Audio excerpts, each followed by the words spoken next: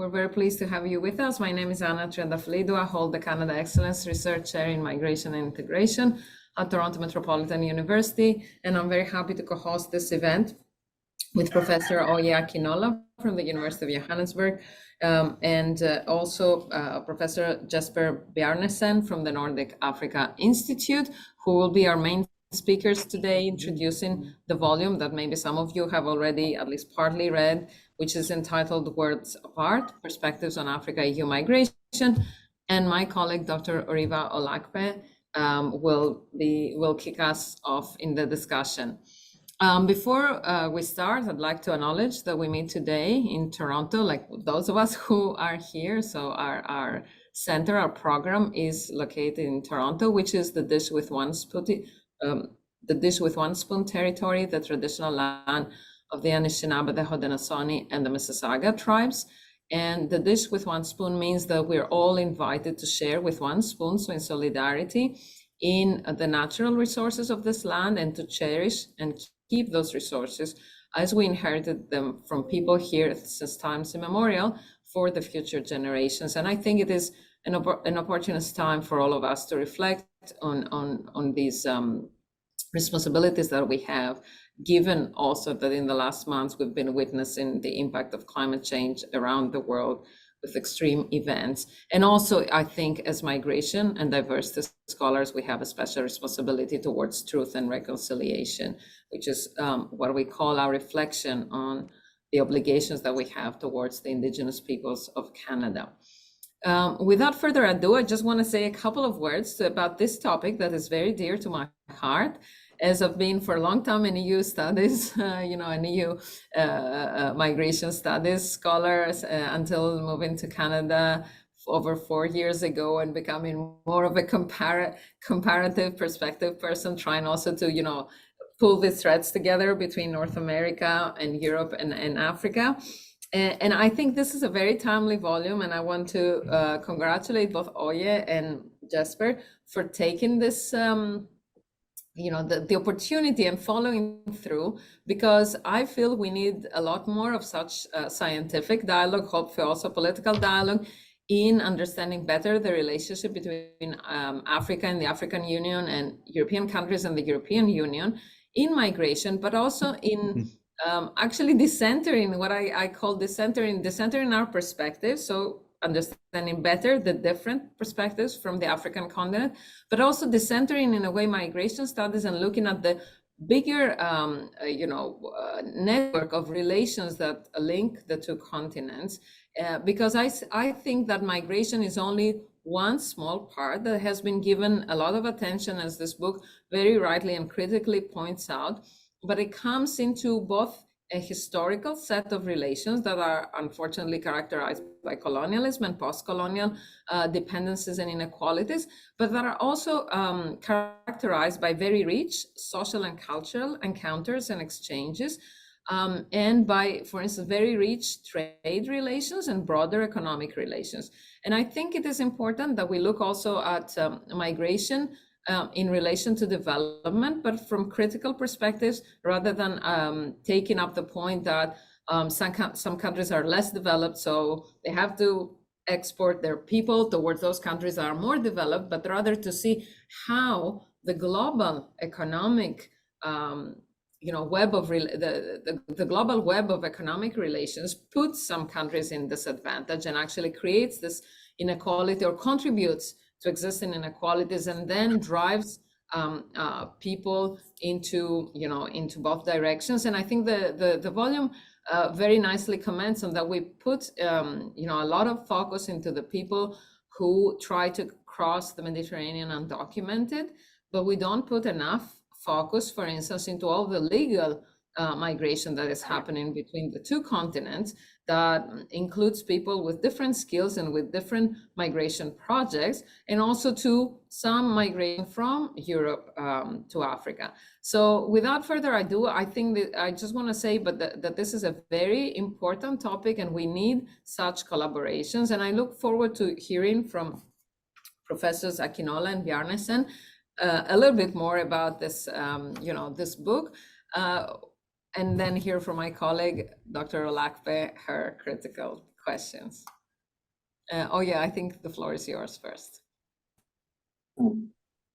Thank you so much. And this is really a very topical issue, and it's something that is exceedingly timely. If one follows the news, even on the Mediterranean, in Europe, and how people are still trying to cross from Niger Republic to Libya, and from Libya, to Tunisia or Morocco, and through the Mediterranean. And so the first thing I would like to say, something my co-editor documented in his writings, and he reflected on what happened on October 3, 2013, when at least about 365 migrants perished off the coast of the Italian island of Lampedusa after their boat caught fire.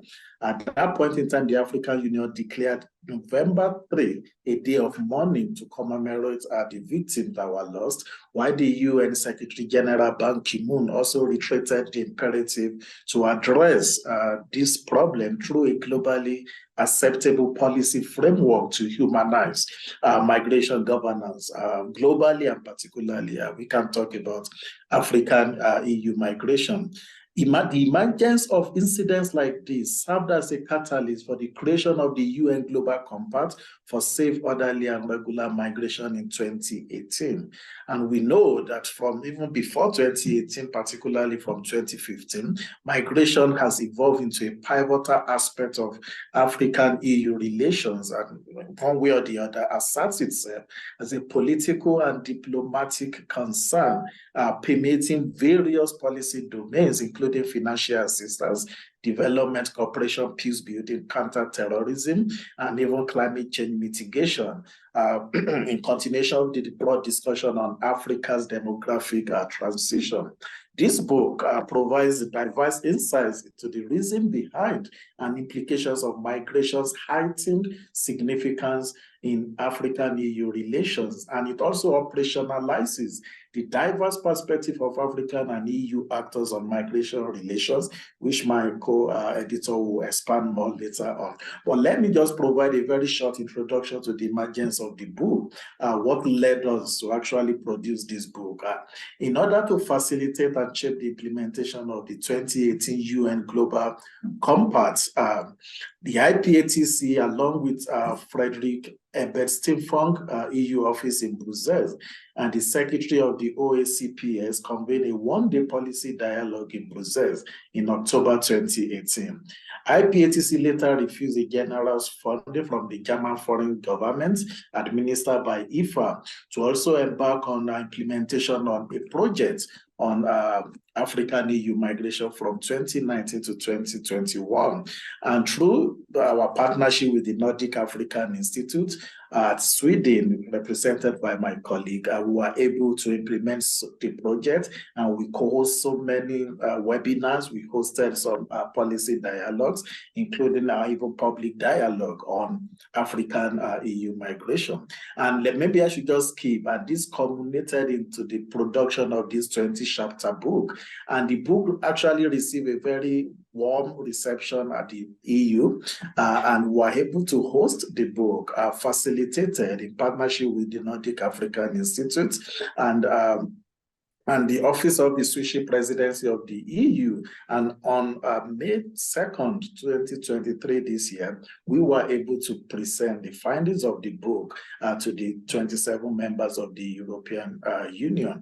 But let me focus more on what the book offers, as brief as I can. Migration is natural, is something I'm sure almost everybody will agree is mutually beneficial, not only to the destination or origin country, but to both. But that is when it is approached in a very pragmatic manner and with a humanistic lens.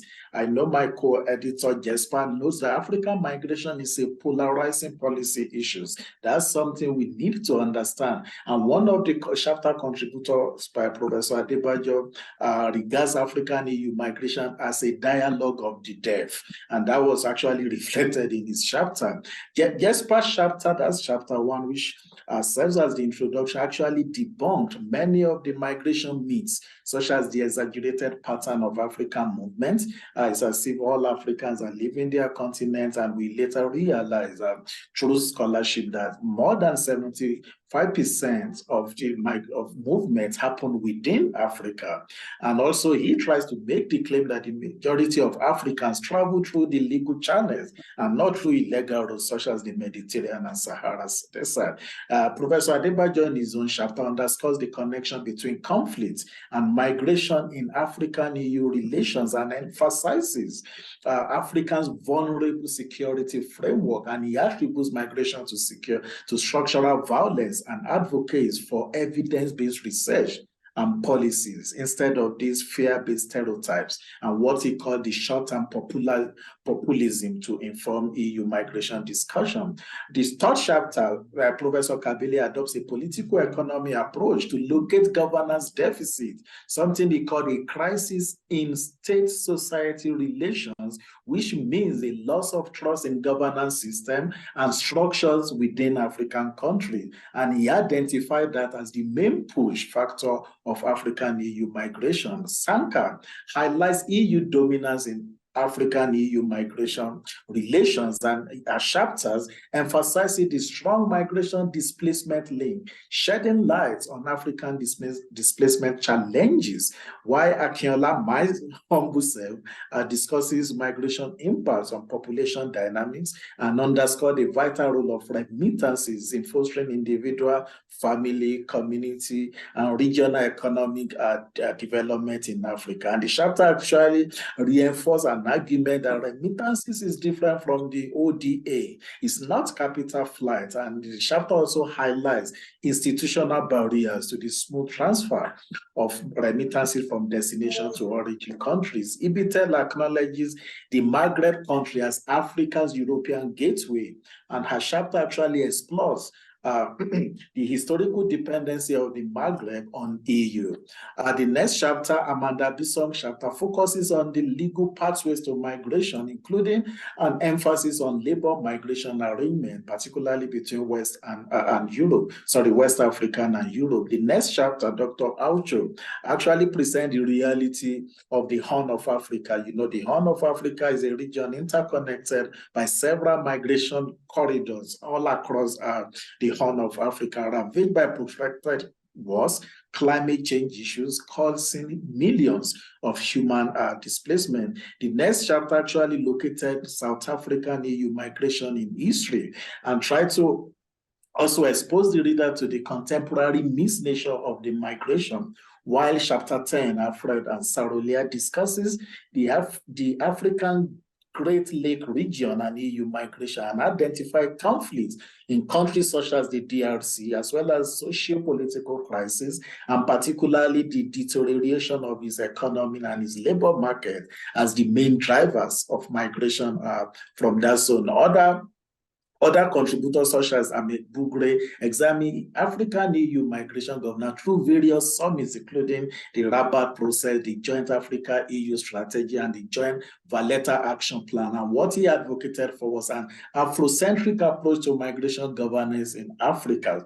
Another contributor, Jambade, said the asymmetry in migration relations between Africa and the EU, and he argues that this is rooted in varying levels of different prosperity and demography between the two continents. Mangala, for instance, sees the increase in Africa-EU migration through the expanding population in Africa as a result of the continent's demographic transition and the sharp decline in African legal immigration to Europe. Jesper, my able friend, I'm sure he will speak more to his own chapter, critically engages the root cause conversation and traces its origin and evolution amidst the 2015 migration crisis in Africa. We'll allow him to speak more to his own chapter. Chapter 16, Willie Eselebo, focuses on the role of African civil society organization in implementing the UN Global Compact on migration, and he highlights the challenges faced by African CSO, particularly on capacity, on lack of capacity,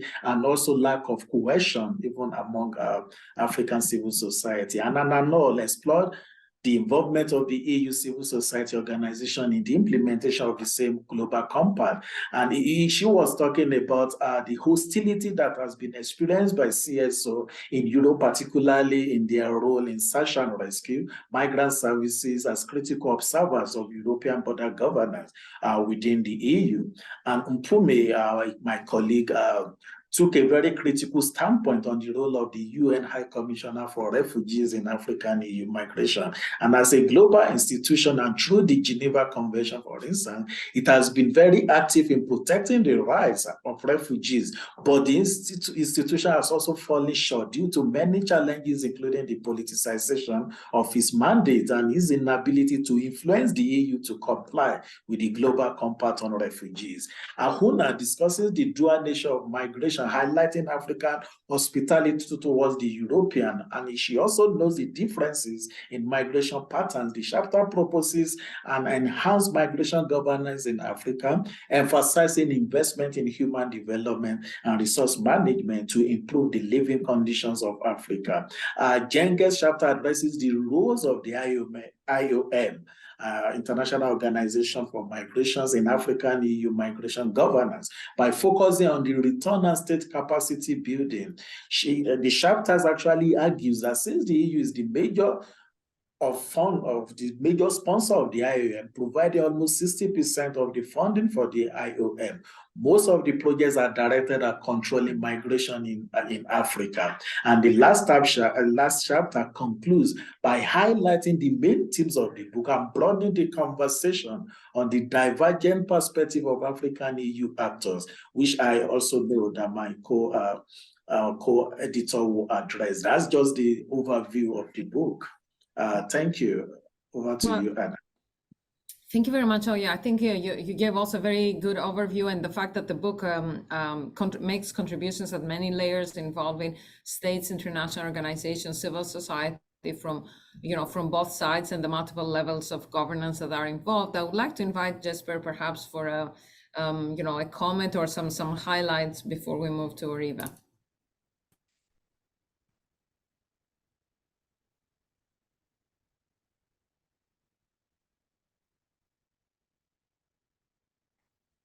Mansi, you have to unmute Jesper. It seems he cannot unmute himself. Oh, let me do it. 1 minute.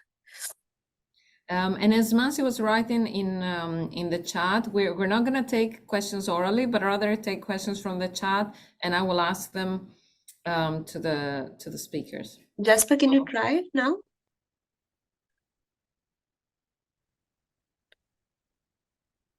Can you hear me now? Yes. Thank you. Okay, very good. Sorry about that.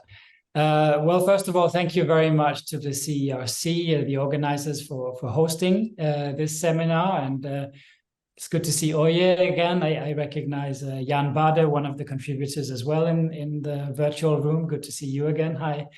So thank you very much for this opportunity.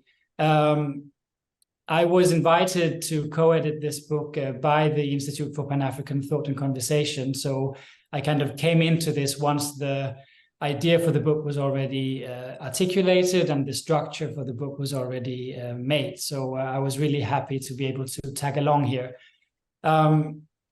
We should say perhaps that although the book is published and is available with the South African publisher, I think a link was shared in the chat, we're still working on an international distribution agreement. So for now, access to the actual book, unfortunately, is a bit restricted, but we are working on that issue. So we're hoping to make it available as soon as possible for international distribution.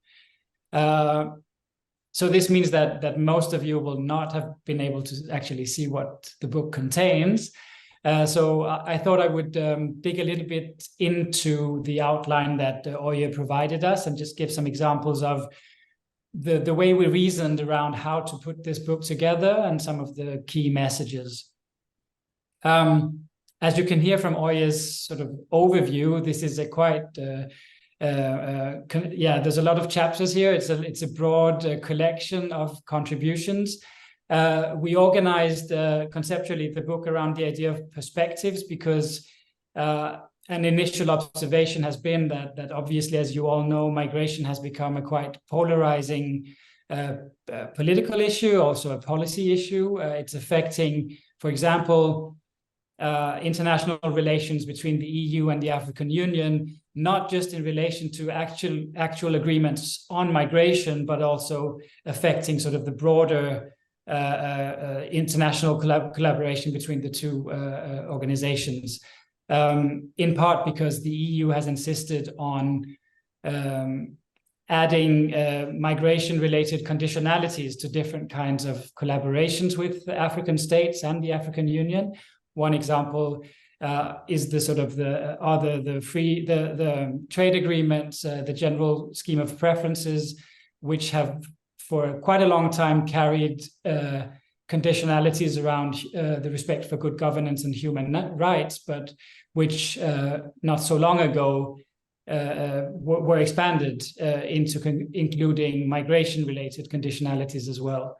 There are a lot of other examples on how the EU is trying to sort of, in my opinion, push migration policy into other areas of its relations with the African Union. And for us, it meant that we wanted to approach this polarizing climate in a way that didn't just reproduce a duality, so Africa on one side and Europe on the other, although that is kind of the way our entry point.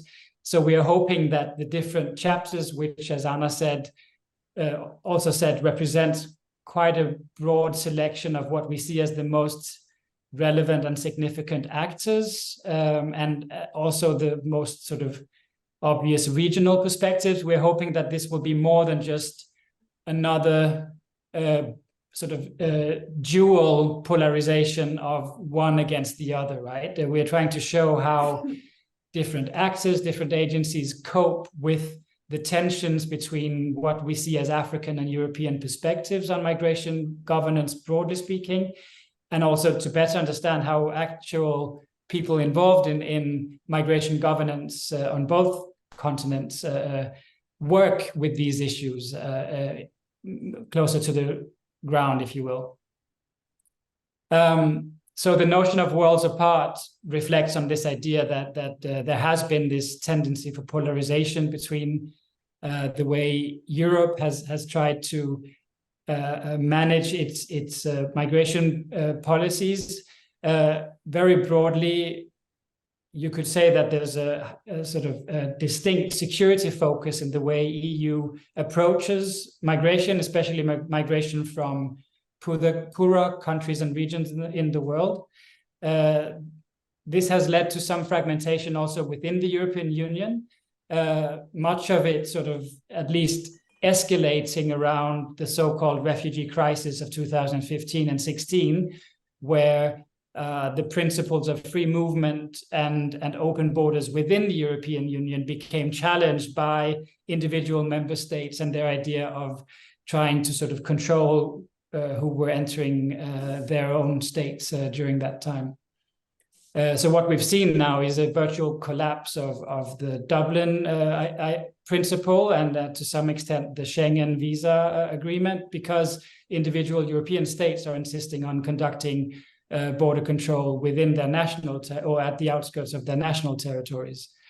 So in that way, it's clear that Europe has pursued a very security-focused lens on combating irregular migration and scaling up border control. On the African side, although there has been some kind of rapprochement, if you want, towards the European perspective, the African Union has traditionally insisted, as Adeoye also said, that migration is a mutual benefit in a way, that for example, that African sending countries benefit from their nationals traveling abroad and sending home remittances. The UNDP has also showed through the report Scaling Fences that even migrants who enter Europe irregularly may end up contributing in that way to their families at home, which means that the discussion between the discussion around sort of irregular and regular migration is not as important from the African perspective as it has been in Europe. In addition to that, and this is perhaps a little bit beyond the scope of the book, I would say that especially since the Russian invasion of Ukraine, we've seen the EU shift its attention towards humanitarian efforts in ways that also bring out its attitude towards African migrants, some of whom are in need of humanitarian assistance as well. We've seen that the European Union has been quite ready to accommodate Ukrainian refugees within the EU, offer very quick processing, offer residence permits, work permits, and so on, whereas other, let's say, displaced people with other national origins have had less luck in trying to sort of reach Europe and reach even a conclusion of their asylum cases. So obviously we are placing this book in very turbulent times and turbulent waters, if you want. And yeah, as I said in the beginning, we're hoping that we contribute with something more than just adding to a polarization. Rather, we've tried to show how actors on both continents engage with both sort of the development approach and the security approach to migration in different ways. We've also shown how, for example, the African regional organizations at times struggle to find common ground within the African Union approach, that there are sort of regional differences within the continent that pose challenges to a unified African policy towards migration governance. But we're then also seeing that, for example, with the African Continental Free Trade Area Agreement from 2018, that there are wishes to go beyond sub-regional integration in Africa and work more towards continental integration, for example, by through the Protocol for Free Movement within the AFCTFA, which has been signed but not yet ratified by the majority of African states. One final thing I want to say is just to give an example of how we have approached this broad framework. So my own chapter in the book is about the notion of root causes. It's something that has been discussed and debated and critiqued also within migration research for quite some time. But writing from the Nordic region in particular, perhaps, I think it's striking how the softer or the more sort of development-oriented side of European policies have clustered around this idea of root causes, very often in a fairly, in a well-intentioned but fairly sort of simplistic idea that by investing in sort of mitigating the reasons why African migrants are assumed to want to leave their home countries, Europe might contribute to then reducing the number of migrants who might try to cross into Europe. So, for example, by investing in poverty reduction and education in livelihoods in African states known for sending migrants towards Europe. And I'm not the one sort of inventing any of this, but part of the critique from migration scholars has been that, first of all, when you invest in sort of general living conditions in a country, it is more likely that people first will be better able to migrate rather than sort of inclined to stay at home. It's costly to migrate, even when you migrate irregularly. So an increase in living standards might, in the short term, lead to more migration, not less migration, which could very quickly become a political problem in Europe. It could sort of, remove the incentive for European voters to support the idea of combating the root or addressing the root causes of African migration. In addition to that, I mean, Europe has been engaged in different development collaborations with African states for decades, and we haven't really seen any massive sort of structural changes in the African economies that we can relate to development intervention. So again, how would European politicians and policymakers be able to show that the interventions targeting this idea of root causes has any kind of effect on living standards in the states they're focusing on. There's much more to say about this, but I think it's at least an attempt. And what we've done throughout the book is to try to have a conversation between what we see as African and European perspectives on different policy areas. And I hope that for example, in relation to the root causes question, that, you know, by shifting the perspective, we could call it decentering, but at least sort of changing the way we tend to see these policy issues, we might add something to a broader conversation. And our hope has been, and this is why we've also reached out to policy analysts and not just academic scholars. Our hope has been to not just to preach to the choir, if you will, to just write to other migration scholars already engaged in thinking about these issues. So our purpose here has not been to sort of move any kind of theory building agenda forward as such. It's rather to bring academic scholarship and policy thinking into a dialogue. So I hope the contribution kind of brings those two kinds of perspectives closer together and makes, by making academic research more accessible to people who actually engage in trying to change things for the better, and also for academics to learn from policy thinkers and practitioners who actually know how these processes play out in real life. So I think I'll end here for now, but I'm really glad we have this opportunity, and I look forward to your reflections. Thanks.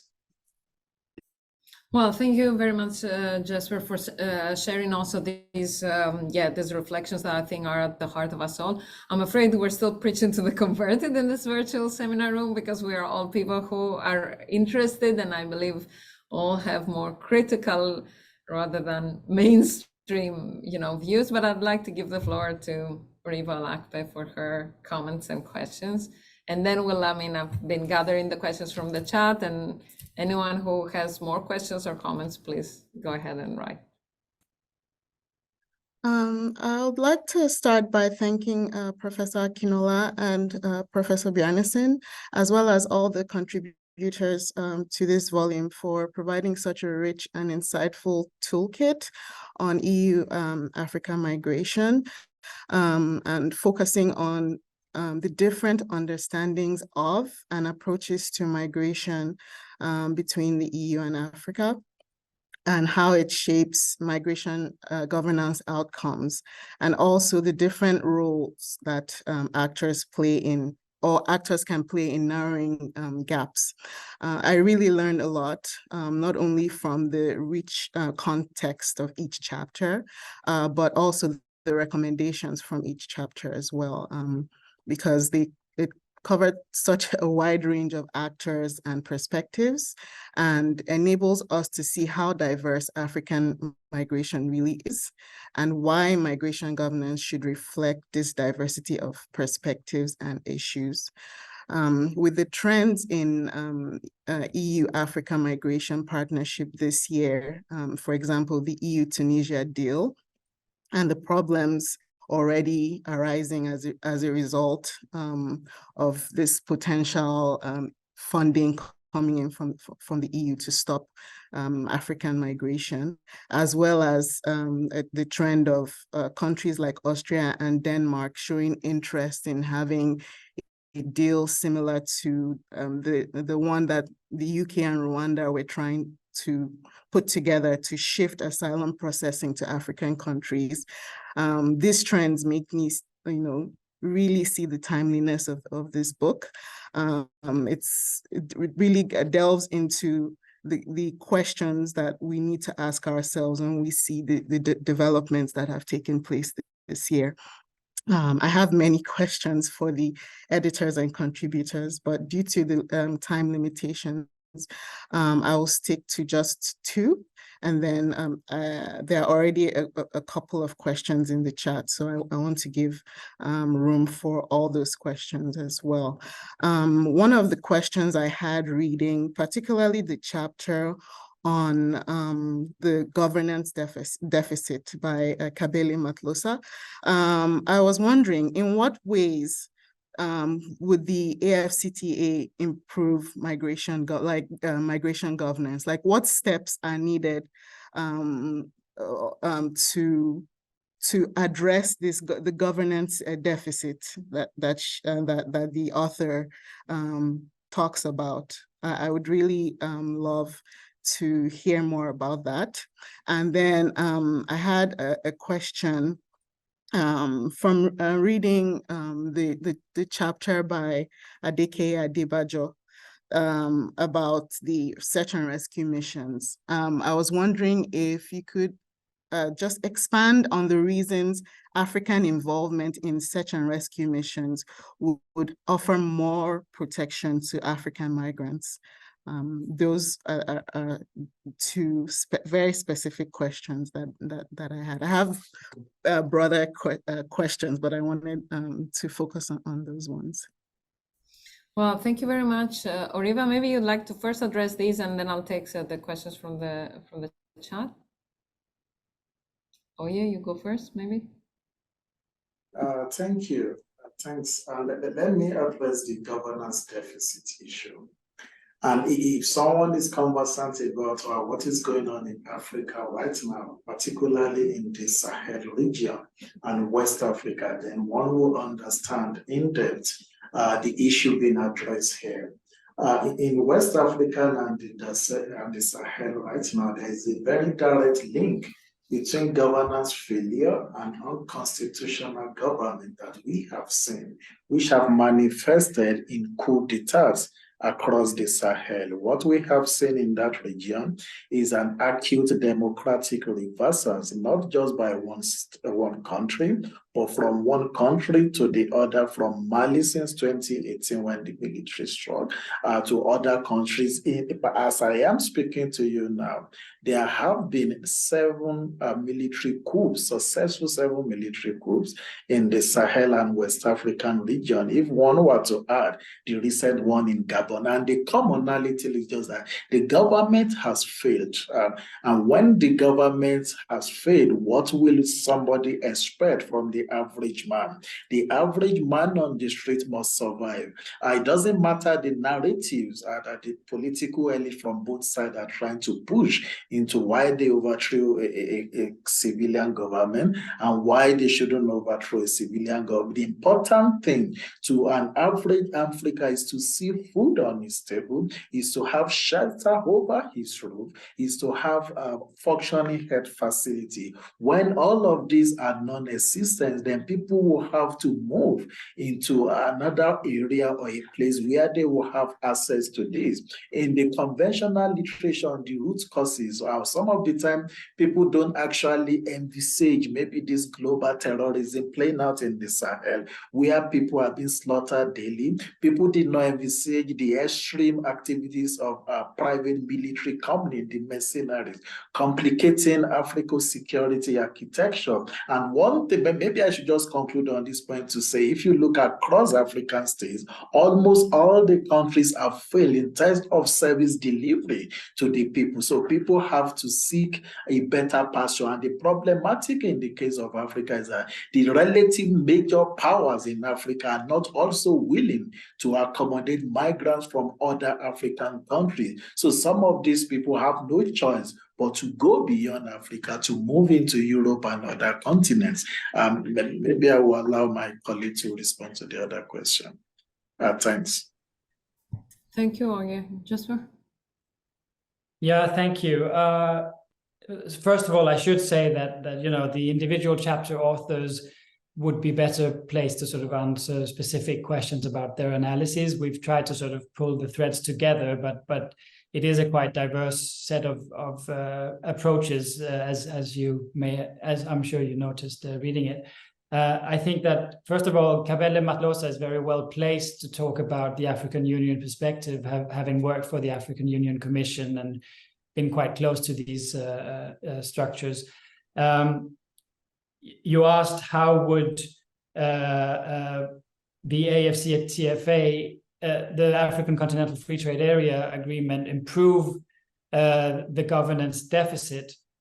I can't I can't even summarize what Matlosa says in the chapter. So maybe from my own perspective, I would say that, first of all, I think the sentiment that we're trying to bring forward also through the book's title, Worlds Apart, is that the European Union and the African Union have been standing quite far from each other on issues of migration governance. And what we've seen is the European Union impose migration governance policies on the AU and on African states. So one fundamental thing that I think is the strength in the African Continental Free Trade Area is that it is owned by the African Union. It is an agreement, for better and for worse, created, at the AU level to address African issues relating to migration governance. So I think that kind of ownership is key.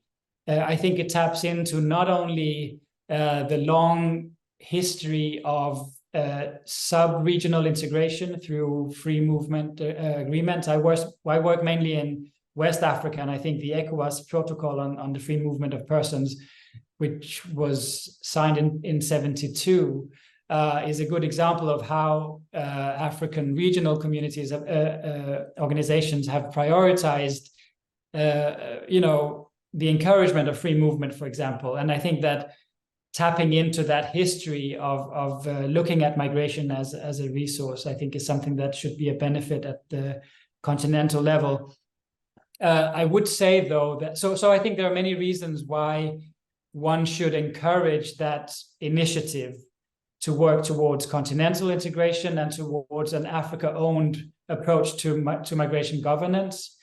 I think that there are some major challenges remaining around that framework. I don't think there's an articulation of, for example, the hesitance of the largest economies on the African continent, so South Africa, Nigeria, to some extent Senegal, Kenya, and their hesitance towards actually ratifying the Free Trade Area Agreement, especially the protocol on free movement. I think there's a need to maybe even learn from the European experience of how to implement policies around free movement to address how that sort of in the short term creates some turbulence around people moving from relatively poorer areas into relatively rich ones. But then a final thought on that is also that what the European approach to migration governance often misses is how informality works for African economies, not against them, right? So there's some acknowledgement of that when it comes to livelihood and sort of occupational roles, but that also goes for mobilities within the continent. There's a lot of informal border crossings happening, and I think the African Union is much more sort of geared towards that being not necessarily a bad thing and not necessarily a security threat. So I think that the governance deficit has to be seen from not just one, but several African perspectives, and not from sort of an idealized idea of everything being regulated and put into an idealized European mold. It might not answer your question, but that would be my 2 cents on that. On the other question around African involvement in search and rescue, I would just say, again, that might be for Adebayo to sort of elaborate himself, but I would just say that, again, one key issue for me as a kind of outside observer is the issue of African ownership. I mean, I can see that, for example, the funding of the Libyan Coast Guard, also by the EU, has been to sort of engage in maybe not search and rescue, but at least sort of in patrolling the North African coastline, has been extremely problematic. And there's evidence of systematic abuse against migrants being taken into custody by the Libyan Coast Guard. So that's an example of, an African state empowering a particular set of actors to engage in activities on the Mediterranean that are not in the interests of migrants. And I could see similar challenges in shifting more towards an African ownership. But we should also say, and this has become increasingly clear, that the European Union does not have a clean conscience in how it is acting at sea, right? So there are the pushbacks, there are a lot of different actions by Frontex and other European actors against migrants at sea that are, just deplorable. So I think that, to me at least, on the scale, I would say that the notion of African ownership weighs more heavily than the concerns we may have about which African actors are empowered through sort of that shift towards an African ownership. Yeah, thank you both for very detailed answers. Actually, I feel a little bad though, because we have several very interesting questions. I'll summarize. I think there is a set of questions, and I'd like to start from those, although they were not the first written in the chat, which relate to Africa in itself rather than focusing on Europe and the restrictive policies. So first of all, a comment that the African Union is now going to become a member of the G20, and I think that is an important step, and I agree. But the questions are also about the impact of the AU protocol on intra-regional or intra-continental flows within Africa, if you think there is such an impact, or the impact of bilateral relations and agreements on migration flows. And we also have an interesting question about the role of religion in migration flows from a colleague. So I'd like to start from those and ask for a brief answer, because we have 10 more minutes to go and I'd like to take a few more. So right. I don't know which of the two of you would like to start. Oye, please go ahead. Okay, thank you, Jesper. In terms of inter-regional migration in Africa, and particularly the position of the African Union, I think it's also important at this stage, I've also come back to the membership of the G20, to understand that the African Union is quite different from the European Union. European Union is a multilateral organization with relative compelling powers, authority over states. But in terms of the African Union, it's just a loose organization, and you just respond to the African Union by choice. There's no binding rules on states. And that's why many states have not even ratified many of the protocols of the African Union. But let me be specific. Within Africa, there have also been this anti-migration. Beyond anti-migration, there have been xenophobia across African countries, whereby African countries themselves have also refused to accommodate migrants from other countries for all kinds of, of reasons. People call it Afrophobia, whatever it is. But everything still points to the question we were trying to unravel. That's governance deficit, because when the local population have not been able to accumulate the dividends of democracy, so they feel threatened by the outsiders. And of course, there's this hostility, there's this violence, even among the local against the foreigners on one side. So the African Union itself, because sometimes we just say they have failed, but the African Union cannot be stronger than the member state. The strength of the member state is reflected even within the workings of the African Union. African Union are made up particularly of the leadership of all these states. And when the leaders have relatively fail in their respective countries, one wouldn't expect too much, even at continental level. Of course, we have the African Union Commission, relatively independent, but its independence is also questioned because they have been driven by some of the decisions made at the member states level. So the African Union could not actually, despite its good intention, coerce states to respect their migration protocols. That's the situation we have in Africa. Secondly, in terms of the G2, yes, Africa is now a member of the G2, and we all clap, we are all happy. The European Union has been a member for some time. Maybe that will also provide Africa with the required voice, required stature internationally to be able to leverage their engagement with their with their counterparts in other regions. They are both in the G20 now. They can collectively begin to speak to one another about issues of climate change, about issues of conflict and security, even at that level. So it won't just be African Union dealing with the European Union alone, to be African Union dealing with the European Union and with all other global powers. So I see it may be a relative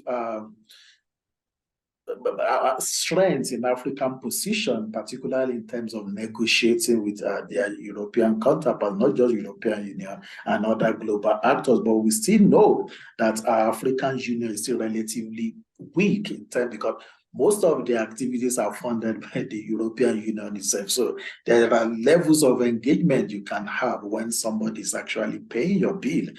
Maybe I should stop for now.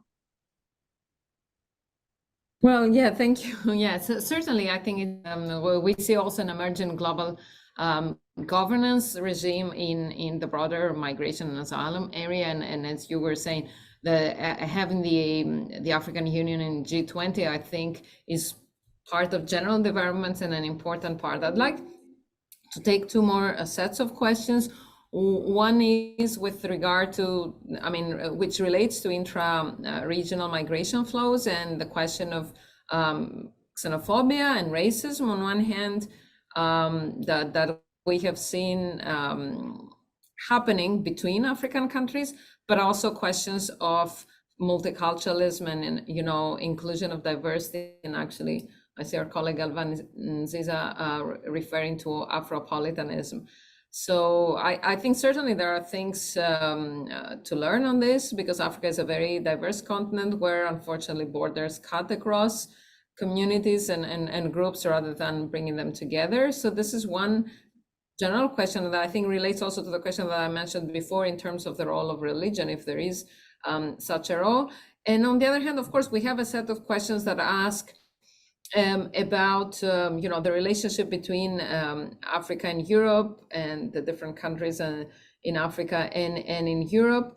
And I think one interesting question that I believe is pretty obvious is if there is but I think the question is not if there is a relationship. I think there is a relationship between historical, colonialism, inequality, and exploitation and what is happening now. But whether this is particularly debated in some chapters of the book, and you could indicate us the chapters. And I know Mansi will share the table of contents very shortly. And Mansi, I don't know if it is possible to copy paste them in the chat, or we're gonna email them to all registered participants. And the other question is whether the restrictive policies, and going back to the questions, whether the restrictive policies of the EU are having an impact on the flows. And I think this is a very interesting question, because we may think that restrictive policies actually reduce flows, but what we know is also in many ways restrictive policy intensify flows, both because of what I think has been mentioned by both the speakers that discussed, and that when you have a certain level of development, initially you'll have some parts of the population that will have more resources to move. So the relationship is not straightforward, but also because sometimes, and we know this very well in the Americas, is when you create more barriers, then people who used to go back and forth or who had flexible movement would then stay out of fear that they will not be able to go back. So, and I think that pertains to the relationship between Africa and the EU, but also within Africa, because the problem is that, in my view, one of the problems is that the EU is exporting its border machine to Africa. And I know, Oreva Olakpe has done some very interesting work on that, and stiffening, intra-regional relations and trade. So anyhow, I think I opened to like too many questions, but if you could have a short comment response to each of those, that would be great. Right, I can take a first try, Oye, and you can help me clarify.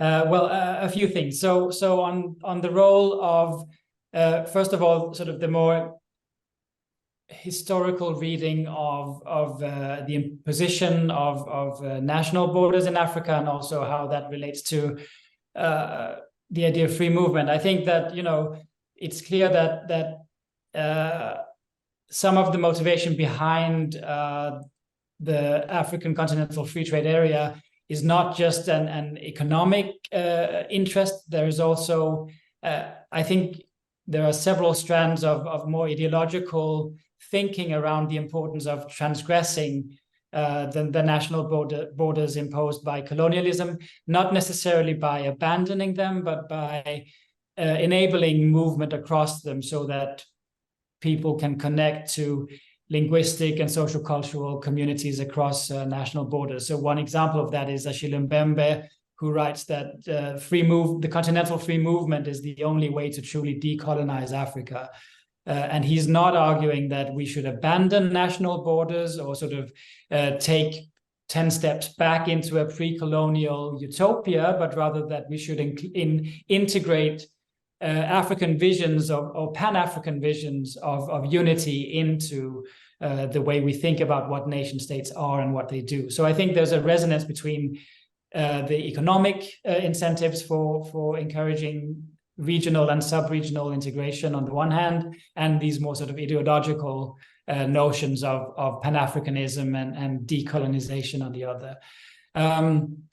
The role of religion in that regard, I don't really know what to say about. I think that religion obviously plays a role in migration dynamics in several ways.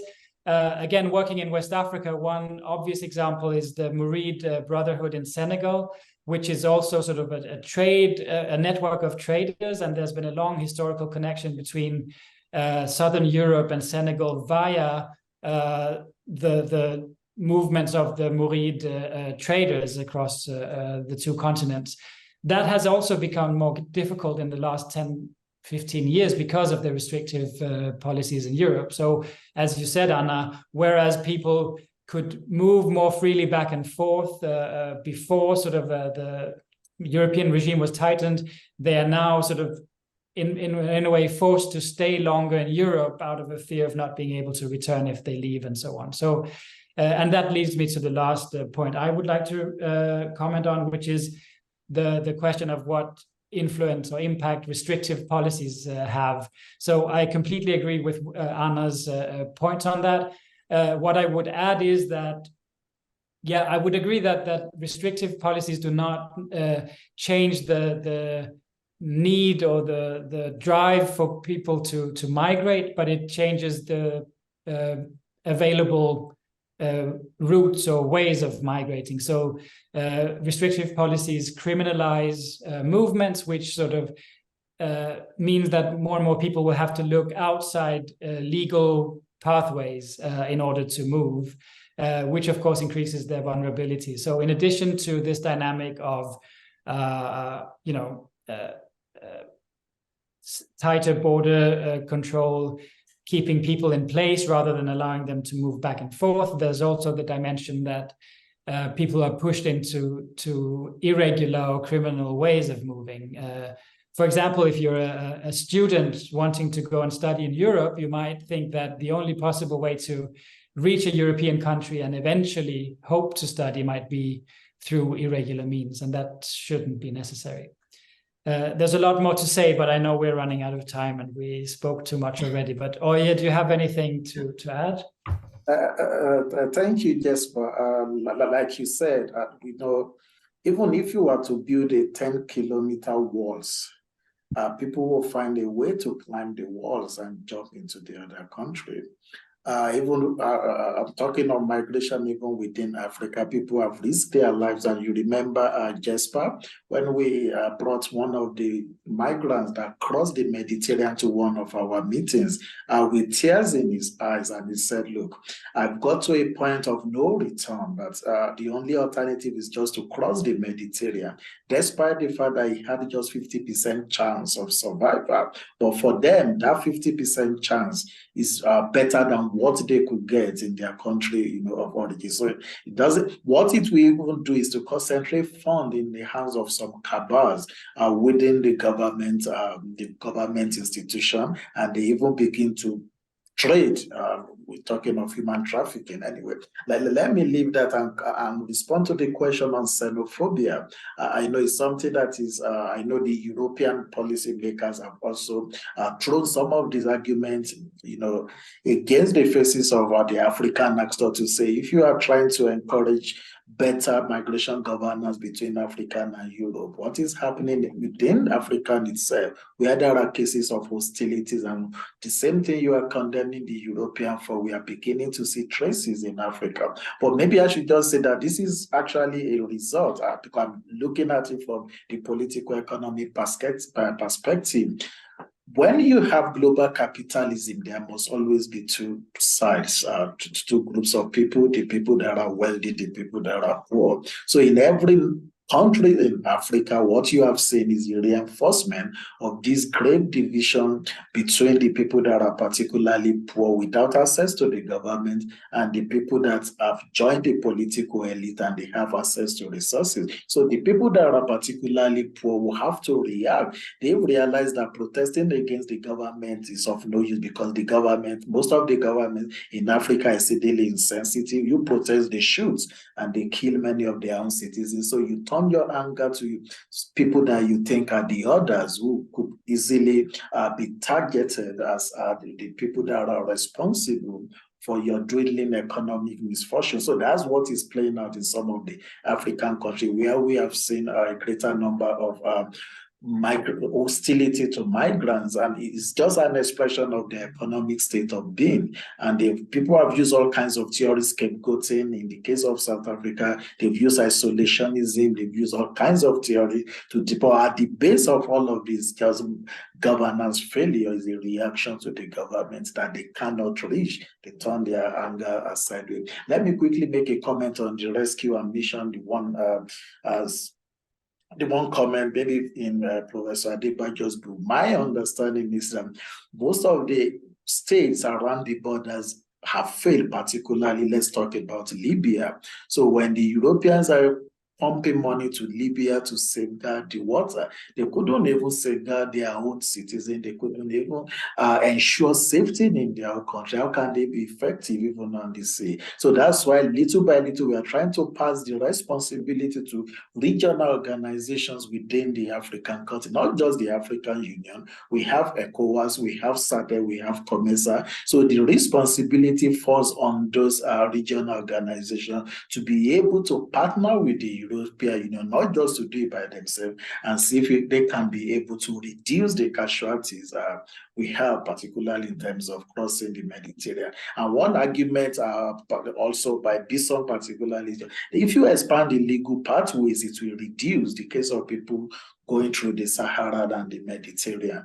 In terms of AfTA, one thing I can say about AfTA is that, like my friend Jesper said, it's not just about trade integration, it's just about integrating people that are also trading. And what they want to do is just to liberalize the borders without actually dismissing the borders and allow goods and services to pass through. And I believe that that will integrate Africa, and that will also lead into the free movement of people within the continent. And lastly, people have also argued that maybe Africa should possibly adopt incremental integration of its people. So maybe state by state could begin to actually sign bilateral agreements providing free movement, instead of waiting for this holistic continental protocol that will promote free trade among many reluctant African states. And many countries have started. I know Rwanda is very keen.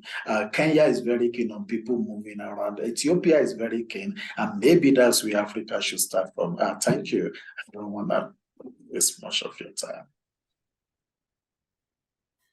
Thank you very much. I think this is an ongoing conversation. I think this book is a contribution to this conversation, and I think we need more of these initiatives.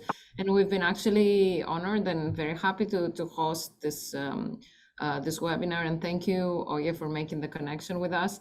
I think this is a discussion to be continued, and hopefully, actually, the discussion on the migration between Europe and Africa will be a little bit emancipated from this, policy and security perspectives, and look more into, the substances of the policies, the variations within, you know, different African countries, the interlinkages between intra-regional and intercontinental migration, which is also something that we here at this research team are looking closely into. And most importantly, I think we need to do more to, you know, talk to one another, because something else that has, in my view, been a disadvantage in migration studies is that we have colleagues from Africa based in, you know, institutions in Europe and North America, but we have only been engaging more substantially into a dialogue with our colleagues who are based on the continent, and we need more of this. And without further ado, thanks everyone for your patience. We know that right now in Africa and in Europe, it's early evening, while here we're in the middle of our day in Toronto, and looking forward to seeing you again at the future event. Again, thank you, Oye, Jesper, and Oreva. I need to make an excuse that Pragna Rugunanan was not able eventually to join us, so the concluding remarks were mine. Probably she would have more interesting things to say, but that will be for a future occasion. Thank you very much.